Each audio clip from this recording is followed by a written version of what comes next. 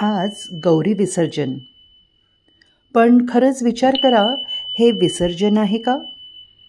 कारण खरी गौरी तर आपल्या घराघरातच आहे. तीच आपली मुलगी आहे, आई आहे, बहीण आहे, मैत्रीण आहे, पत्नी आहे, सून, सासू आहे. प्रत्येक स्त्रीचं रूप म्हणजेच गौरी. 2 दिवस आपण देवीला सजवतो, अलंकार घालतो, आरती करतो. पण खरी पूजा तेव्हाच होते ना, जेव्हा घरातल्या प्रत्येक स्त्रीला रोज सन्मान, प्रेम, मान दिला जातो. गौरी म्हणजे फक्त मातीची मूर्ती नाही, तर प्रत्येक स्त्रीत दडलेली ममता, शक्ती आणि सौंदर्य आहे. म्हणून विसर्जनाचं खरं महत्त्व म्हणजे मूर्ती पाण्यात सोडणं नाही, तर आपल्या मनातल्या अहंकाराचं, रागाचं, अवहेलनाचं विसर्जन करणं आहे.